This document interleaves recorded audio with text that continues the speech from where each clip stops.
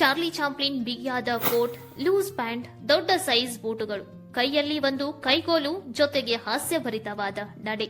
ತಾನು ನಗದೆ ಬೇರೆಯವರನ್ನ ನಗಿಸುವಂತಹ ನಟನೆ ಇವರಿಗೆ ಬಿಟ್ಟರೆ ಮತ್ತಾರಿಗೂ ಇರಲ್ಲ.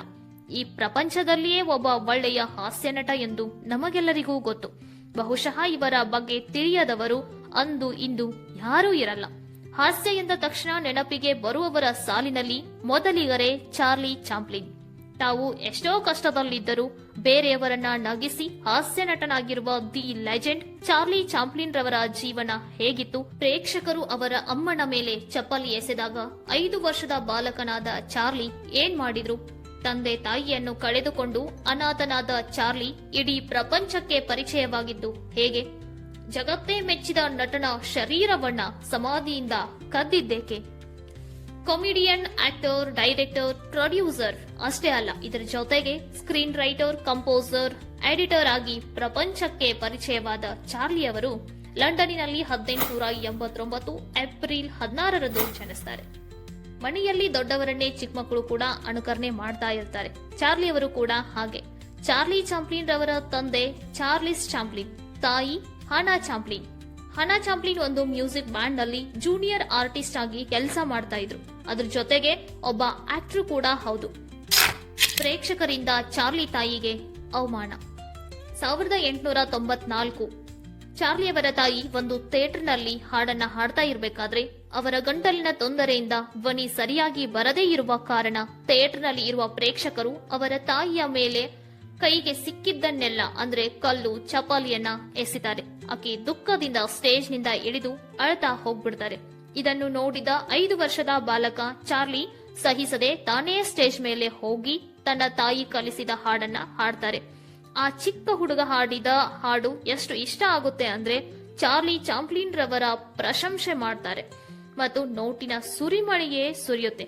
ಹೀಗೆ ತಾಯಿಯ ಅವಮಾನಕ್ಕೆ ಸರಿಯಾದ ಉತ್ತರವನ್ನ ಕೊಡುವುದರ ಜೊತೆಗೆ ಇದು ಅವರ ಕರಿಯರ್ಗೆ ದೊಡ್ಡ ಫೌಂಡೇಶನ್ ಕೂಡ ಆಗುತ್ತೆ. ಈ ಕಡೆ ಚಾರ್ಲಿ ತಂದೆ ಕುಡಿತಕ್ಕೆ ದಾಸರಾಗಿರುತ್ತಾರೆ. ಅಕ್ರಮ ಸಂಬಂಧದಿಂದ ತಂದೆ ತಾಯಿಗಳು ಡಿವೋರ್ಸ್ ಪಡೆದಿದ್ದಾರೆ. ಕೋರ್ಟ್ನ ಆಜ್ಞೆಯಂತೆ ತಿಂಗಳಿಗೆ ಇಂತಿಷ್ಟು ಹಣ ಎಂದು ತಾಯಿಗೆ ಸಿಗುತ್ತಿರುತ್ತೆ. ಜೀವನಕ್ಕೆ ಆ ಹಣ ಸಹಾಯವಾಗುತ್ತೆ. ಆದ್ರೆ ಕೆಲವು ದಿನಗಳ ನಂತರ ಅವರ ತಂದೆಯಿಂದ ಬರುವ ಹಣ ನಿಂತು ಬಿಡುತ್ತೆ. ಸೊ ಇದಕ್ಕೆ ಕಾರಣ ಏನು ಎಂದು ವಿಚಾರಣೆ ಮಾಡಿದಾಗ ಆತನು ಕೂಡ ಆರ್ಥಿಕ ತೊಂದರೆಯನ್ನ ಅನುಭವಿಸಿ ಅತಿಯಾಗಿ ಕುಡಿದು ಸಾವನ್ನಪ್ಪಿದ್ದ ಎಂದು ಗೊತ್ತಾಗುತ್ತೆ. ಮತ್ತೆ ಚಾರ್ಲಿಯವರ ಕುಟುಂಬಕ್ಕೆ ಕಷ್ಟಗಳು ತಪ್ಪಿದ್ದಲ್ಲ. ಚಾರ್ಲಿ ತಾಯಿ ಹನಾ ಚಾಂಪ್ಲಿನ್ ಕುಟುಂಬದ ಜಂಜಾಟದಿಂದ ಮಾನಸಿಕ ಅಸ್ವಸ್ಥರಾಗಿ ತೀರ್ ಹೋಗ್ತಾರೆ. ತಂದೆ ತಾಯಿ ಇಬ್ಬರನ್ನು ಕಳೆದುಕೊಂಡ ಚಾರ್ಲಿ ಮತ್ತು ಅವರ ಅಣ್ಣ ಸಿಡ್ನಿ ಒಂದು ಅನಾಥಾಶ್ರಮದಲ್ಲಿ ಬೆಳೀತಾರೆ. ಹೀಗೆ 11 ವರ್ಷ ವಯಸ್ಸಿಗೆ ಬರುವಷ್ಟರಲ್ಲಿ ಅವರ ಪರಿಸ್ಥಿತಿ ಇನ್ನೂ ದುರ್ಬಲವಾಗಿರುತ್ತೆ. ತಿನ್ನೋಕೆ ಸರಿಯಾದ ತಿಂಡಿ ಕೂಡ ಇರದೆ ಪಾರ್ಕ್ ಮತ್ತು ಮಾರ್ಕೆಟ್ಗಳಲ್ಲಿ ಸಿಕ್ಕಿದ್ದನ್ನೇ ತಿಂತ ಅಲ್ಲೇ ಮಲಗ್ತಾ ತಮ್ಮ ಜೀವನ ಕಳೀತಾ ಇದ್ರು. ಕೊನೆಗೆ ಯಾವ ಕೆಲಸ ಸಿಗದೇ ಇರೋ ಕಾರಣ ತನ್ನ ತಾಯಿಯಿಂದ ಕಲಿತ ನಟನೆಯಿಂದ ನಾಟಕದಲ್ಲಿ ಚಿಕ್ಕ ಪುಟ್ಟ ಪಾತ್ರಗಳನ್ನು ನಟಿಸಲು ಶುರು ಮಾಡ್ತಾರೆ. ಕಾಲಕ್ರಮೇಣ ದೊಡ್ಡ ದೊಡ್ಡ ಥಿಯೇಟರ್ ಹತ್ರ ಸ್ಟೇಜ್ ಶೋ ಮಾಡ್ತಾ ಇದ್ರು. ಈ ರೀತಿ ಮಾಡ್ತಾ ಇರುವಾಗ ಒಂದ್ಸಾರಿ ಡೈರೆಕ್ಟರ್ ಗಮನಿಸ್ತಾರೆ. ಆತನಿಗೆ ಚಾರ್ಲಿ ಅವರ ಆಕ್ಟಿಂಗ್ ತುಂಬಾ ಇಷ್ಟವಾಗುತ್ತೆ. ಶೋ ಮುಗಿದ ನಂತರ ಚಾರ್ಲಿ ಅವರನ್ನ ಭೇಟಿ ಮಾಡ್ತಾರೆ ಮತ್ತು ಅವರನ್ನ ಹ್ಯಾಮಿಲ್ಟನ್ ಪ್ರಜೆಗಳಿಗೆ ಪರಿಚಯ ಮಾಡಿಕೊಡ್ತಾರೆ. ಇದರಿಂದ ಚಾರ್ಲಿಗೆ ಏಜ್ 5 ಎಂಬ ನಾಟಕದಲ್ಲಿ ಕೆಲಸ ಮಾಡೋಕೆ ಅವಕಾಶ ಸಿಗುತ್ತೆ. ನಾಟಕ ಅಂದ್ರೆ ಖಂಡಿತವಾಗಿ ಅದರಲ್ಲಿ ಡೈಲಾಗ್ಸ್ ಇರ್ತವೆ. ಆದ್ರೆ ಚಾರ್ಲಿ ತನ್ನ ವಿದ್ಯಾಭ್ಯಾಸ ಮಧ್ಯದಲ್ಲೇ ಬಿಟ್ಟಿರೋದ್ರಿಂದ ಓದೋಕೆ ಬರಲ್ಲ. ಇದು ಅವರಿಗೆ ಒಂದು ದೊಡ್ಡ ಸಮಸ್ಯೆಯಾಗಿಯೇ ಬದಲಾಗುತ್ತೆ. ಆದರೆ ಚಾರ್ಲಿಗೆ ಇದ್ದ ಒಂದು ಸೂಪರ್ ಟ್ಯಾಲೆಂಟ್ ಅಂದ್ರೆ ಒಂದ್ಸಲ ಕೇಳಿದ್ದನ್ನ ನೆನ್ಪಿಟ್ಕೊಳ್ತಾ ಇದ್ರು.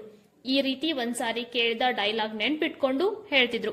ಚಾರ್ಲಿಯ ಆಕ್ಟಿಂಗ್ ಪ್ರೇಕ್ಷಕರು ಮೆಚ್ಕೊಳ್ತಾರೆ ಮತ್ತು ಆ ನಾಟಕ ಏಜ್ 5 ದೊಡ್ಡ ಸಕ್ಸಸ್ ಅನ್ನೇ ಪಡೆಯುತ್ತೆ. ಈ ರೀತಿಯಲ್ಲಿ ಚಾರ್ಲಿ ಹೆಸರು ಪ್ರಪಂಚಕ್ಕೆ ಪರಿಚಯವಾಗುತ್ತೆ. ಒಬ್ಬ ಶ್ರೇಷ್ಠ ನಟನಾಗಿ ಬೆಳೀತಾರೆ. ಇವರ ನಟನೆಯನ್ನ ನೋಡಿದವರೆಲ್ಲ ನಿಮ್ಗೆ ಒಳ್ಳೆ ಭವಿಷ್ಯ ಇದೆ ಎಂದು ಕೂಡ ಹೇಳ್ತಾ ಇದ್ರು. ನಂತರ ಅಣ್ಣನಾದ ಸಿಡ್ನಿಯ ಸಹಾಯದಿಂದ ಫ್ರೆಡ್ ಕಾರ್ನೋ ಎಂಬ ಕಂಪನಿಯಲ್ಲಿ ನಟನಾಗಿ ಸೇರ್ತಾರೆ. 1910ರಿಂದ 1913ರ ಮಧ್ಯದಲ್ಲಿ ಆ ಕಂಪನಿಯ ಮೂಲಕ ಅಮೆರಿಕಕ್ಕೆ ಹೋಗಿ ಸ್ಟೇಜ್ ಶೋ ಮಾಡ್ತಾ ಇದ್ರು. ಅಲ್ಲಿಯೂ ಒಳ್ಳೆ ಹೆಸರನ್ನ ಸಂಪಾದನೆ ಮಾಡ್ತಾರೆ. ಹೀಗೆ ನೋಡ್ತಾ ಇದ್ದಂತೆ ಕೋಟ್ಯಾಂತರ ಅಭಿಮಾನಿಗಳು ಹುಟ್ಕೊಳ್ತಾರೆ. ಚಾರ್ಲಿಯವರ ಅಭಿಮಾನಿಯಾದಂತಹ ಮ್ಯಾಕ್ಸ್ ಸೆನೆಟ್ ಎಂಬ ವ್ಯಕ್ತಿಯು ಕೀಸ್ಟೋನ್ ಎಂಬ ಸ್ಟುಡಿಯೋಗೆ ಓನರ್, ನಟ ಮತ್ತು ಡೈರೆಕ್ಟರ್ ಕೂಡ ಆಗಿರ್ತಾರೆ. 1914ರಲ್ಲಿ ಮ್ಯಾಕ್ಸ್ ಸೆನೆಟ್ ಡೈರೆಕ್ಟ್ ಮಾಡಿರೋ ಸಿನಿಮಾಗೆ ಚಾರ್ಲಿಯವರನ್ನ ಆಯ್ಕೆ ಮಾಡ್ಕೊಳ್ತಾರೆ. ಒನ್ ರೀಲ್ ಎಂಬ ಆ ಸಿನಿಮಾದಲ್ಲಿ ಪ್ರಮುಖ ಹಾಸ್ಯ ನಟನಾಗಿ ನಟಿಸಿ ಪಾತ್ರಕ್ಕೆ ಜೀವ ತುಂಬುತ್ತಾರೆ.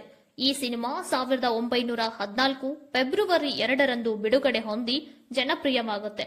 ನಂತರ ಸಾಲು ಸಾಲಾಗಿ ಕೀಸ್ಟೋನ್ ಸಿನಿಮಾಗಳಲ್ಲೇ ನಟಿಸಿ ಜನರ ಹೃದಯದಲ್ಲಿ ಸ್ಥಾನ ಪಡೆಯುತ್ತಾರೆ. 1915ರಲ್ಲಿ ಎಸೋನಾ ಎಂಬ ಕಂಪನಿ ಚಾರ್ಲಿಯವರ ಜೊತೆ ಒಪ್ಪಂದ ಮಾಡಿಕೊಳ್ಳುತ್ತೆ. ಅಂದ್ರೆ ನೀವೇ ಅರ್ಥ ಮಾಡ್ಕೊಳ್ಳಿ ಜನರಲ್ಲಿ ಚಾರ್ಲಿಯವರ ಕ್ರೇಜ್ ಹೇಗೆ ಬೆಳೆದಿತ್ತು ಅಂತ. 1916ರಿಂದ 1917ರವರೆಗೆ ಮ್ಯೂಚುವಲ್ ಫಿಲ್ಮ್ಸ್ ಎಂಬ ಕಂಪನಿ ಚಾರ್ಲಿಯವರ ಜೊತೆ ವಾರಕ್ಕೆ ಬರೋಬ್ಬರಿ $10,000 ಕೊಡುವ ಹಾಗೆ ಒಪ್ಪಂದ ಮಾಡಿಕೊಳ್ಳುತ್ತೆ.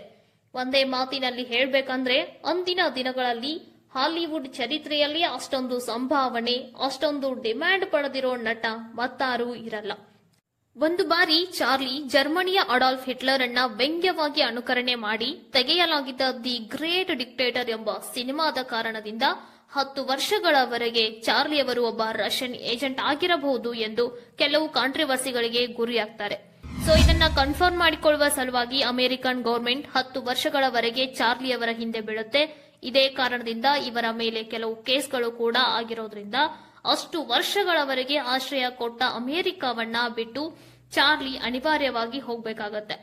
ಅಮೆರಿಕಾದಿಂದ ಸ್ವಿಟ್ಜರ್ಲೆಂಡ್ಗೆ ಹೋಗ್ಬಿಡ್ತಾರೆ. ಸ್ವಿಟ್ಜರ್ಲೆಂಡ್ಗೆ ಹೋದ ನಂತರ Adolf life time, A king in New York, controversy from Hong Kong ಗಳಂತಹ ಸಿನಿಮಾಗಳನ್ನ ತಮ್ಮ ಶೈಲಿಯಲ್ಲೇ ವಿಭಿನ್ನವಾಗಿ ಚಿತ್ರಿಸುತ್ತಾರೆ. ಅಂಡ್ ಇನ್ನೊಂದು ಇಂಟ್ರೆಸ್ಟಿಂಗ್ ವಿಷಯ ಏನಂದ್ರೆ ಪ್ರಧಾನಿಯಾಗಿದ್ದ ಜವಾಹರ್ಲಾಲ್ ನೆಹರು ಮತ್ತು ಇಂದಿರಾ ಗಾಂಧಿಯವರನ್ನು ಕೂಡ ಚಾರ್ಲಿಯವರು ಸ್ವಿಟ್ಜರ್ಲೆಂಡ್ನಲ್ಲಿ ಭೇಟಿ ಮಾಡ್ತಾರೆ. ಗಾಂಧೀಜಿಯವರ ಭೇಟಿ. ಚಾರ್ಲಿಯವರು ತಮ್ಮ ಬಯೋಗ್ರಫಿಯಲ್ಲಿ ಮಹಾತ್ಮ ಗಾಂಧೀಜಿಯವರು ಅಂದ್ರೆ ತುಂಬಾ ಇಷ್ಟ ಎಂದು ಬರೆದುಕೊಂಡಿದ್ದಾರೆ. ಇದೇ ಕಾರಣದಿಂದ ಚಾರ್ಲಿ ಬ್ರಿಟಿಷ್ ಪ್ರಧಾನಮಂತ್ರಿ ವಿನ್ಸ್ಟನ್ ಚರ್ಚಿಲ್ ಅವರನ್ನ ಭೇಟಿಯಾದಾಗ ಮಹಾತ್ಮ ಗಾಂಧೀಜಿಯವರನ್ನ ಭೇಟಿಯಾಗಬೇಕು ಎಂದು ವಿನ್ಸ್ಟನ್ ಚರ್ಚಿಲ್ಗೆ ರಿಕ್ವೆಸ್ಟ್ ಮಾಡ್ತಾರೆ. ಈ ರೀತಿ ಹೇಳೋಕೆ ಧೈರ್ಯ ಬೇಕು, ಏಕೆಂದ್ರೆ ಆಗ ಬ್ರಿಟನ್ ಭಾರತವನ್ನ ಆಳ್ತಾ ಇತ್ತು. ಭಾರತೀಯರೆಲ್ಲರೂ ಬ್ರಿಟನ್ ವಿರುದ್ಧ ದಂಗೆ ಎದ್ದಿದ್ರು, ಹೋರಾಟಕ್ಕೆ ಇಳಿದಿದ್ರು. ಮಹಾತ್ಮ ಗಾಂಧಿ ಅದರ ಲೀಡರ್ ಆಗಿದ್ರು. ಮಹಾತ್ಮ ಗಾಂಧಿ ದುಂಡು ಮೇಜಿನ ಸಮ್ಮೇಳನಕ್ಕೆ ಹೋದಾಗ ಗಾಂಧಿ ಮತ್ತು ಚರ್ಚಿಲ್ ರವರ ಭೇಟಿಯಾಯಿತು. ಮಹಾತ್ಮ ಗಾಂಧಿ ಒಂದು ಸ್ಲಂನಲ್ಲಿ ಟೆಂಟ್ ಹಾಕೊಂಡು ವಾಸವಾಗಿದ್ರು. ಆ ಸಮಯದಲ್ಲೇ ಆ ಟೆಂಟ್ಗೆ ಹೋಗಿ ಚಾರ್ಲಿ ಮಹಾತ್ಮ ಗಾಂಧೀಜಿಯವರನ್ನ ಭೇಟಿಯಾಗಿ ನಿಮ್ಮ ಈ ಅಹಿಂಸಾ ಹೋರಾಟಕ್ಕೆ ನನ್ನ ಬೆಂಬಲವೂ ಇದೆ ಎಂದು ಬಹಿರಂಗವಾಗಿ ಘೋಷಿಸಿದ್ರು. ಸ್ವಿಟ್ಜರ್ಲ್ಯಾಂಡ್ನಿಂದ ಅಮೆರಿಕ. ಅಮೆರಿಕಾದಿಂದ ಸ್ವಿಟ್ಜರ್ಲ್ಯಾಂಡ್ಗೆ ಹೋಗಿ ಬರೋಬ್ಬರಿ 20 ವರ್ಷಗಳಾಗಿರುತ್ತೆ. ಮತ್ತೆ ಸ್ವಿಟ್ಜರ್ಲ್ಯಾಂಡ್ನಿಂದ ಅಮೆರಿಕಾಗೆ ಬರುವ ಕ್ಷಣ ಬಂದೇ ಬಿಡುತ್ತೆ. ಕಾರಣ ಏನಂದ್ರೆ ಗೌರವಾನ್ವಿತ ಆಸ್ಕರ್ ಅವಾರ್ಡ್ ಪಡೆಯಲು. 1972ರಲ್ಲಿ ಚಾರ್ಲಿಯವರಿಗೆ ಗೌರವಾನ್ವಿತ ಅಕಾಡೆಮಿಕ್ ಅವಾರ್ಡ್ ಅನ್ನ ನೀಡಿ ಗೌರವಿಸಲಾಗುತ್ತೆ. ಆಸ್ಕರ್ ಪಡೆಯಲು ಅವರು ವೇದಿಕೆ ಮೇಲೆ ಬಂದಾಗ ಆ ಕಾರ್ಯಕ್ರಮದಲ್ಲಿರುವ ಪ್ರತಿಯೊಬ್ಬರು 12 ನಿಮಿಷಗಳ ಕಾಲ ಎದ್ದು ನಿಂತು ಚಪ್ಪಾಳೆಗಳಿಂದ ಅವರ ಹೃದಯದಲ್ಲಿ ಚಾರ್ಲಿಯವರಿಗಿರುವ ಸ್ಥಾನವನ್ನ ವ್ಯಕ್ತಪಡಿಸ್ತಾರೆ. ಹಾಗಾದ್ರೆ ನಿಮ್ಗಿದು ಗೊತ್ತಾ, ಪ್ರಪಂಚದಲ್ಲೇ ಇಷ್ಟೆಲ್ಲ ಒಳ್ಳೆ ಹೆಸರನ್ನ ಸಂಪಾದಿಸಿದ ಚಾರ್ಲಿ ಚಾಪ್ಲಿನ್ ರವರ ಸಾವು ಹೇಗಿತ್ತು ಅಂತ? 1977 ಡಿಸೆಂಬರ್ 25ರಂದು ಚಾರ್ಲಿಯವರಿಗೆ ನಿದ್ದೆಯಲ್ಲೇ ಬ್ರೈನ್ ಸ್ಟ್ರೋಕ್ ಬರುತ್ತೆ. ಈ ಬ್ರೈನ್ ಸ್ಟ್ರೋಕ್ ಕಾರಣದಿಂದ ಅವರು ಮಲಗಿದ್ದಲ್ಲೇ ವಿಧಿವಶರಾಗ್ತಾರೆ.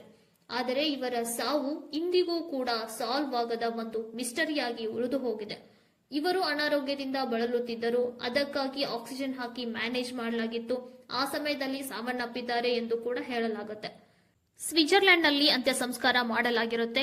ಆದರೆ ಮಣ್ಣು ಮಾಡಿದ ಕೇವಲ 2 ದಿನಗಳ ನಂತರ ಚಾರ್ಲಿ ಚಾಪ್ಲಿನ್ ರವರ ಸಮಾಧಿಯನ್ನು ಅಗೆದು ತೆಗೆಯಲಾಗಿರುತ್ತೆ. ಇದಕ್ಕೆ ಕಾರಣ ಹಣದ ಆಸೆ. ಆ ಕಳ್ಳರನ್ನ ಪೊಲೀಸರು ಬಂಧಿಸಿ ಚಾರ್ಲಿಯವರ ದೇಹವನ್ನ ಅದೇ ಸಮಾಧಿಯಲ್ಲಿ ಮತ್ತೆ ಹೂತು ಹಾಕುತ್ತಾರೆ. ಸೊ ಇದಾಗಿತ್ತು ಚಾರ್ಲಿ ಚಾಪ್ಲಿನ್ ರವರ ಜೀವನದ ಸತ್ಯಾಸತ್ಯತೆಗಳು. ಈ ವಿಡಿಯೋ ಬಗ್ಗೆ ನಿಮ್ಮ ಅನಿಸಿಕೆ ಏನಾದರೂ ಇದ್ರೆ ಕಾಮೆಂಟ್ ಮೂಲಕ ತಿಳಿಸಿ. ಇನ್ನು ನಮ್ಮ ಚಾನಲ್ ಸಬ್ಸ್ಕ್ರೈಬ್ ಆಗಿಲ್ಲ ಅಂದ್ರೆ ಈ ಕೂಡಲೇ ಸಬ್ಸ್ಕ್ರೈಬ್ ಆಗಿ ಅಂಡ್ ವಿಡಿಯೋನ ಕೊನೆವರೆಗೂ ನೋಡಿದ್ದಕ್ಕಾಗಿ ಥ್ಯಾಂಕ್ ಯು. ಮತ್ತೆ ಸಿಗೋಣ. Stay shine. ನಮಸ್ತೆ.